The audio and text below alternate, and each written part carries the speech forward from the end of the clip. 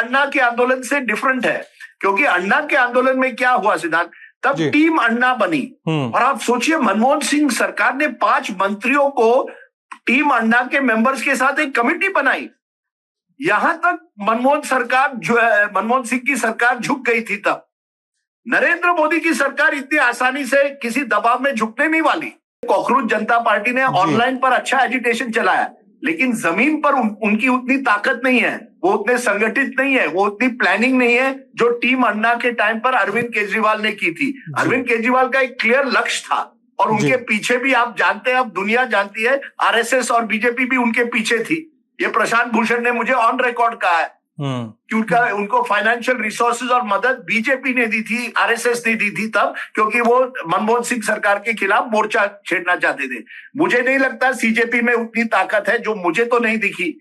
लेकिन Sonam Wangchuck, moral courage, एक व्यक्ति की जो ताकत है वो सोनम वांगचुक दिखा रहे हैं और उससे मुझे लगा कि सरकार को अब पता चला है कि हम इसे हल्के में नहीं ले सकते। एक तो सबसे बड़ा फर्क जो है वो सपोर्ट ग्रुप का ही है राजीव सर। यहाँ पे आपको ये क्रेडिट मिलेनियंस को देना पड़ेगा कि वो लाठी डंडे सड़क पर उतरने से परहेज नहीं रखते थे, चाहे वो निर्भया कांड हो, जब राष्ट्रपति भवन पूरा घेर लिया गया था और सामने से वाटर कैनन्स चल रहे थे, टीयर गैस चल रहा था।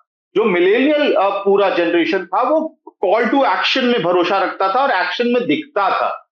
Gen Z on the other hand मुझे लगता है कि बहुत ज्यादा सोशल मीडिया बबल में रह रहे हैं और उनको संभवतः लगता है कि जब वोट की बारी आएगी तब हम बटन दबा के काम कर देंगे। डिजिटल स्पेस में हम लोग जरूर जो हमारा मोटिव है या हमारा एजेंडा उसको पुश करते रहेंगे, जो सीजेपी के साथ हो रहा है। अभी अगर आप देखेंगे बीते 7 दिनों में कम से कम जो सीजेपी का एल्गोरिदम है इंस्टाग्राम पे, वो फिर से ऊपर की तरफ जा रहा है। खासतौर पे जब सोनम वांगचुक की वो तस्वीर वायरल हुई जिसमें वो एक तरह से अनकॉन्शियस है, सर उनका पीछे की तरफ है, तो फिर से एक इंटरेस्ट जो है वो इंक्रीज हुआ। तो एक तो जो कोर ग्रुप है, जो टारगेट ऑडियंस है, वो एक्शन में ग्राउंड पे नहीं आएगा तो आपको दिक्कत होगी, जो इस वक्त सीजेपी के साथ प्रॉब्लम हो रही थी। और इस वजह से हो सकता है सरकार थोड़ी वॉचफुल तो थी, लेकिन उनको जो रिएक्ट करना था वो रिएक्ट नहीं कर रहे थे, नंबर 1। नंबर 2, इसमें हम लोगों को सबको अपनी भी बात माननी पड़ेगी कि इंडिया अगेंस्ट करप्शन में जब 1 से 1,500 लोगों का फुटफॉल होता था और आज यहां सीजेपी में 500-600 लोगों का फुटफॉल है, तो उसमें बड़ा फर्क स्पेक्ट्रम का है, वो है 25 से 30 टीवी कैमरास का। टीवी कैमरा वो जिमी जिप लगा के बार बार जो है 1,000 की क्राउड को ऐसा जब दिखाएगा कि एकदम वहां जन सैलाब आया हुआ है। वीकडेज में यही होता था, वीकेंड में एकदम से फ्राइडे आते आते फुटफॉल बढ़ता था और वीकेंड पे जाके एक्सप्लोड करता था, और सैटरडे संडे को एक्सप्लोड करता था। तो यहां तो कैमरास मिसिंग है ना, तो उनको वो कनेक्ट करना बहुत मुश्किल हो रहा है। और कितनी भी बात कर रहे हैं कि हम डिजिटल मीडिया से जंग जीत लेंगे, मेन स्ट्रीम मीडिया में जब तक कवरेज नहीं होगा तब तक देश में नैरेटिव नहीं बनेगा। तो आपका कोर ग्रुप मिसिंग है, दूसरा जो कवरेज है उसको लेके प्रॉब्लम है, और इसी वजह से संभवतः वो कम्युनिकेशन का भी गैप है। हाँ, कोर्स करेक्शन जरूर सीजेपी की तरफ से किया गया है इस वक्त, दूसरी तरफ से कितना कोर्स करेक्शन होगा वो देखना होगा। कई जगहों पे डर दिखाई देता है कि हम किसी और मुद्दों से एसोसिएट नहीं होना चाह रहे हैं, हम केवल धर्मेंद्र प्रधान के इस्तीफे पे अड़े रहेंगे। ये डर क्यों है सर? मैं तो जब गया था मैंने एक चीज देखी, और यही बड़ा फर्क अन्ना आंदोलन से है। अन्ना आंदोलन बहुत ही संगठित था, बहुत ही, अरविंद केजरीवाल ने उसको माइक्रो मैनेज एक तरह से किया था, किसी भी नेता को स्टेज पर आने नहीं दिया, जो भी आरएसएस ने किया वो पर्दे के पीछे किया, और कंट्रोल बिल्कुल एक तरह से था कि लोकपाल, किसी भी हालत में हमें लोकपाल चाहिए, और करप्शन, सभी नेता चोर हैं, और माहौल भी ऐसा बना दिया था कि यूपीए की सरकार चोरों की सरकार है, हम उसके खिलाफ है, और एक उस एजेंडा को लेकर वो आगे जा रहे थे। यहां क्या हुआ है, सीजेपी में उस तरह की संगठित ताकत नहीं है। कोई, जैसे मैंने शुरू में कहा, कोई अभिजीत दिपके कौन है, आशुतोष रांका कौन है, सौरभ दास जो एक इन्वेस्टिगेटिव जर्नलिस्ट है, जिन्होंने कैरावैन में जस्टिस चंद्रचूड पर कवर स्टोरी लिखी थी, वो वहां स्पोक्सपर्सन बन गए। इनके पास कोई उस तरह के संगठन मजबूत करने की ताकत नहीं है। एक ऑनलाइन एजिटेशन को वो ऑफलाइन कर रहे हैं। अरविंद केजरीवाल का भी एजिटेशन था। मैं आपको आज एक कहानी बताता हूं, और मैंने मेरे ब्लॉग पर भी लिखी है जी। फरवरी 2011 में अरविंद केजरीवाल और किरण बेदी हमें मिलने आए ऑफिस में। वो सिग्नेचर कैंपेन करने वाले थे लोकपाल को लेके कि हम सिग्नेचर कैंपेन कर रहे हैं, आप लोग सिटीजन जर्नलिज्म का प्रोग्राम चलाते हैं, आप इसे आगे ले जाएंगे। मैंने कहा बॉस, सिग्नेचर कैंपेन टीवी पर कोई इस तरह से चलता नहीं, हम स्टोरी करेंगे, इसके अलावा हम ज्यादा कुछ नहीं कर पाएंगे। तो अरविंद केजरीवाल ने पूछा क्या करना चाहिए। मैंने कहा देखिए, आज टीवी का जो जमाना है उसमें हमें विजुअल इम्पैक्ट चाहिए और जनता से जुड़े, अगर जनता आपके मुद्दे से जुड़ जाए तो टीवी जरूर कवर करेगा। फरवरी 2011 की बात है, उसी महीने वर्ल्ड कप शुरू हो गया था और सबकी निगाह महेंद्र सिंह धोनी की टीम पर थी। तो अरविंद केजरीवाल ने कहा ठीक है, मैं आपके पास वापस आऊंगा। उस समय कायरो में, इजिप्ट में अरब स्प्रिंग का आंदोलन हुआ था। इसी तरह से कायरो के शहर में के बीच में एक आंदोलन हुआ था। अरविंद केजरीवाल ने वो हमारे टीवी पर देखा, उन्होंने कहा देखिए ये हो रहा है। मैंने कहा हाँ, वहां देश भर के, वहां पूरे इजिप्ट में लोग देख रहे हैं क्या हो रहा है, दुनिया देख रही है। इस तरह का आंदोलन जब होता है तो दुनिया देखती है। वर्ल्ड कप जीत जाते हैं इंडिया। उसके 2 दिन बाद अन्ना हजारे को अरविंद केजरीवाल दिल्ली ले आते हैं और उनका फोन आता है कि देखिए अब अन्ना आए हैं, अब आप कवर करोगे। मैंने कहा देखिए, अन्ना के कई आंदोलन मैंने महाराष्ट्र में देखे हैं, मैं नहीं जानता कि अन्ना किस तरह का आंदोलन कर पाएंगे। जब अन्ना ने प्रेस क्लब पर पहली मीटिंग की, चैनल वहां पहुंचे ही नहीं, ANI या इससे एक बाइट ले ली और कवर किया। लेकिन जब अन्ना जंतर मंतर पर गए और उन्होंने एक तरह से उस पूरे एजिटेशन के चेहरे बन गए और लोग जुड़ने लगे, तब ये आंदोलन बदल गया। और यही मैं देख रहा हूं, जब तक ये CJP का आंदोलन था और जब तक ये केवल ऑनलाइन पर था, जेन जी का था, लोगों में उतनी उत्साह नहीं था।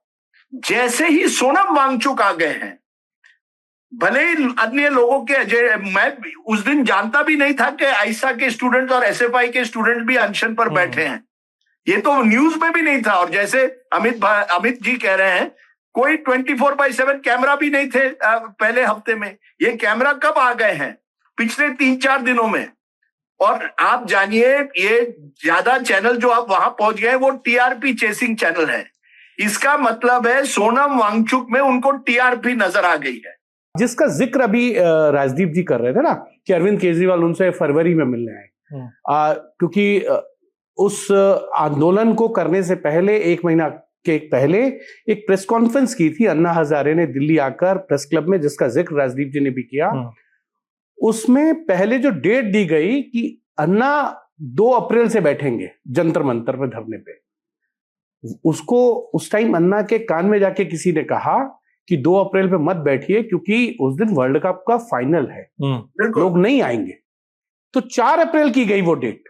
ओके, तो ये है। और पॉलिटिकल पार्टीज अगर किसी आंदोलन के साथ जुड़ती हैं तो उसमें आंदोलन की जो विश्वसनीयता है ना, उस पर डेंट आता है।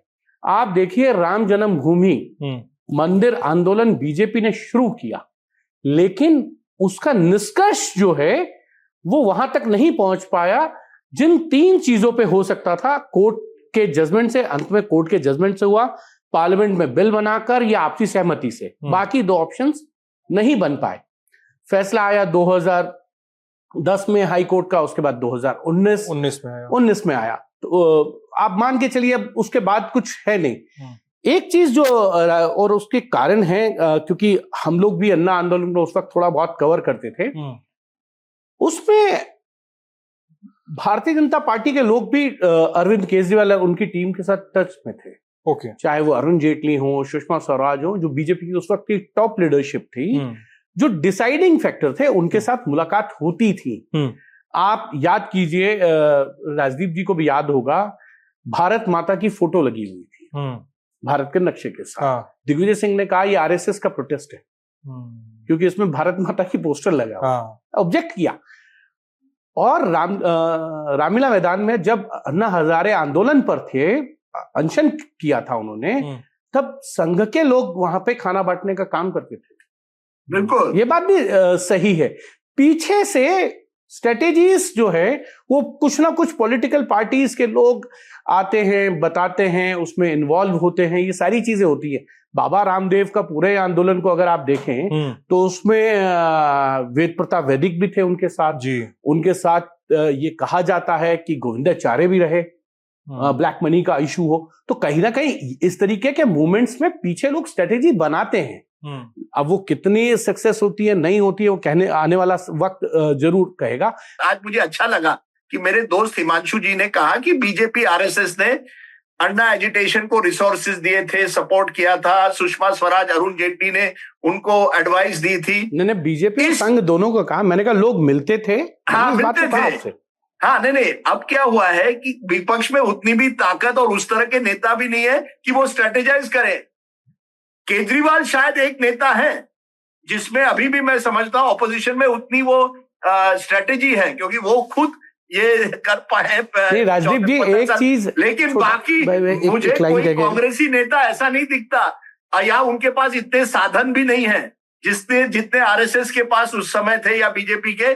क्या आपको लगता है कि जितने लोग अन्ना के एजिटेशन में आए थे उनको लोकपाल की जानकारी भी थी?